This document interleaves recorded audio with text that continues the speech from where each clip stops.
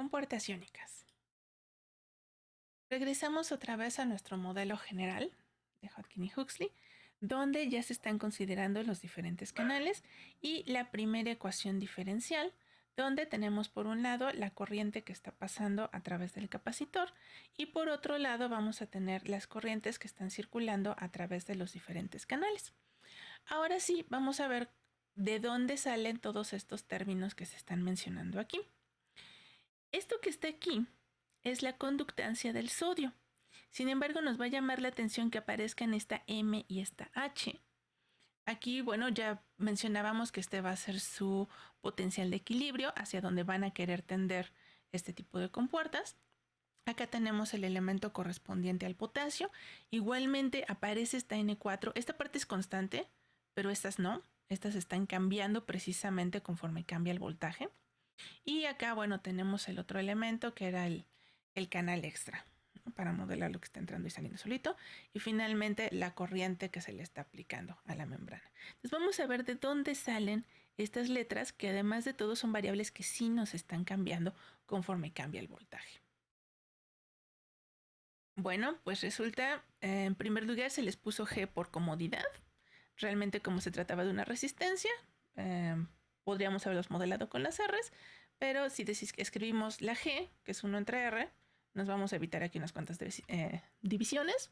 Entonces, por eso estamos utilizando conductancias, ¿no? También tiene una interpretación un poco más en sentido positivo. ¿Cuántos están pasando? En lugar de pensar en qué tanto se está resistiendo. Aquí está precisamente la definición de este elemento en términos de sus elementos atómicos y el del potasio. Entonces, cuando vean la mayúscula, bueno, esta conductancia total depende de estos tres elementos.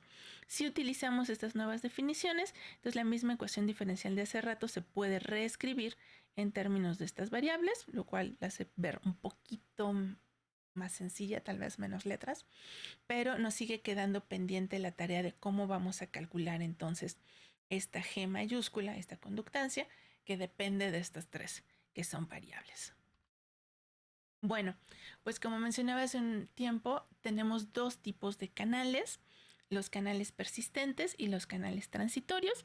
Se ha mencionado que de hecho aquí vamos a tener como ejemplo al potasio y aquí al sodio, aunque realmente las neuronas pues se ha encontrado que tienen canales de muchísimas más cosas que nada más sodio y potasio, ¿no? Pero vamos a estudiar ahorita estas dos.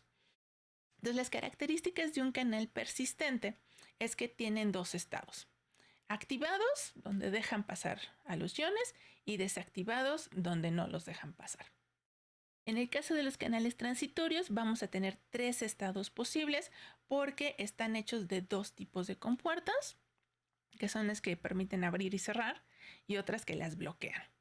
Entonces, el primer estado le vamos a llamar desactivado, que es cuando todas sus compuertas están cerradas y no están inactivadas, pero pues como están cerradas, no puede pasar nadie. El siguiente estado es activada, es decir, están abiertas las compuertas, no están bloqueadas, pueden pasar los iones. Y su último o tercer estado es inactivada. Supuestamente las compuertas están abiertas, pero quedaron bloqueadas por este otro elemento. Entonces, entre estas dos, pues pensémoslo como parte de un circuito digital, van a generar la dinámica completa. Bueno, aquí podemos ver precisamente cómo se ve la compuerta de potasio. En este caso estamos estudiando una compuerta que está hecha como de esas 4 subpuertas. Y esas son las que estamos considerando como sus compuertas de activación, ¿no? Tiene 4 puertitas. Si las 4 están abiertas, entonces puede pasar un ion. Si alguna de ellas está cerrada, entonces no puede pasar nadie. Si queremos calcular la probabilidad de que pueda pasar algún elemento, lo que necesitamos es que ocurran los 4 eventos, que las 4 puertas estén abiertas. Entonces por eso vamos a modelar que la probabilidad de que pase el potasio pues es proporcional a la probabilidad de que las 4 compuertas estén abiertas al mismo tiempo. Y de aquí es de donde está saliendo la n de esta ecuación, de este término de la ecuación diferencial. El modelo lo que nos dice es que cada compuerta se abre o cierra con una probabilidad independiente de las otras puertas, pero este N sí depende del voltaje que esté presente en ese momento en la membrana. Entonces, ¿cómo se van a ver las ecuaciones diferenciales para describir el comportamiento de este tipo de compuertas? Bueno, por un lado vamos a tener este coeficiente, dice escala temporal dependiente de la temperatura, entonces por eso está apareciendo aquí una T. Para las simulaciones que nosotros vamos a hacer, vamos a pensar que estamos en una temperatura fija. Por otro lado, aquí aparece la interpretación de las alfas y las betas. Alfa es la probabilidad de que una compuerta transite de cerrada a abierta, es decir, de que ésta se abra o se cierre. Entonces, dice de cerrada a abierta. Alfa es cuando estoy pensando qué tan probable es que se vaya a abrir. Beta es la probabilidad de que la compuerta transite de abierta a cerrada. Estaba abierta, perdón, y bajó la tapita y nos bloqueó. Entonces vamos a poder decir que la forma en la que cambian las n's depende de la probabilidad de que se hayan abierto las compuertas menos la probabilidad de que se estén cerrando las compuertas. Y esto que tenemos aquí, estas alfas y estas betas, son las que pudieron medir Hodgkin y Huxley, precisamente estimando cuál era la concentración de iones que estaba apareciendo en la parte de afuera y cuál era la concentración de iones que estaba en la parte de abajo. Entonces por eso les decía que ellos pensaban que había una especie de poros ahí que a veces permitían pasar los iones y a veces no. Bueno, lo que vamos a ver en esta forma de escribir la ecuación es que depende precisamente del número de compuertas que tenían para poder abrirse y cerrarse. Ahora, reescribir la ecuación de esta manera también lo que nos permite es medirlo en términos de estas probabilidades de que se abran y cierran las compuertas, que serían las n's, y las taus, que nos dicen cuánto tiempo podría tardarse nuestra membrana en alcanzar ese valor de equilibrio que habíamos visto antes. Entonces, esta probabilidad se empieza a alterar conforme cambiamos el voltaje, pero no va a llegar a su valor de equilibrio sino hasta después de pasado un cierto periodo. Y de aquí aparece precisamente que esta variable le llamemos tau.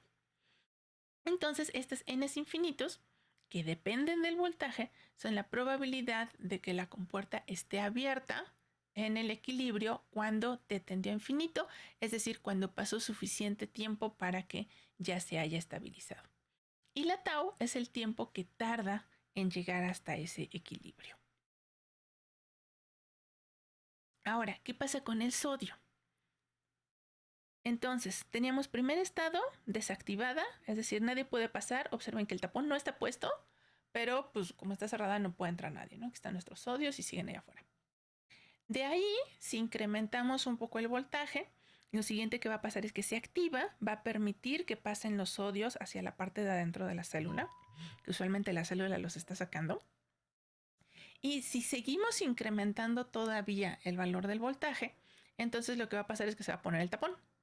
Y aunque en principio hubieran podido entrar aquí algunos iones, ya no van a poder salir de ahí. Después de un rato, si se recupera otra vez el voltaje y empieza a bajar, entonces la compuerta va a regresar a un estado en el que se quita el tapón, pero ya se cerró la compuerta. Y eso lo podemos ver modelado por estas otras ecuaciones.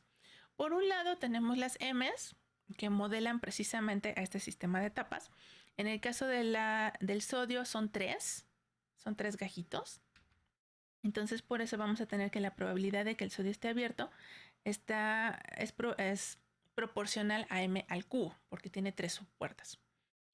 Aquí tenemos el complementario, que sería la probabilidad de que cada compuerta esté cerrada. Y h, que es la probabilidad de que la puerta de activación no esté cerrada. Es decir, para que puedan transitar los iones, necesitamos que ocurran las dos cosas. Necesitamos que las 3 puertas estén abiertas y que la de inactivación esté quitada. Sería precisamente el caso que estamos ilustrando aquí. Otra vez, esta la podemos escribir entonces en términos de las alfas, que era la probabilidad de que abrieran, las betas, la probabilidad de que cerraran, y también lo podemos pasar a términos de los valores de equilibrio, hacia dónde se establecería la M, cuánto tiempo le tomaría llegar. Y por otro lado, bueno, tenemos que ver qué está pasando también con el tapón. Se modela con ecuaciones muy semejantes, Y lo vamos a dejar ahora en términos de la H y de la tau H. Y aquí ya tenemos entonces la explicación de esta parte del equipo de ecuaciones diferenciales. En la siguiente parte veremos cómo interactúan entre todas.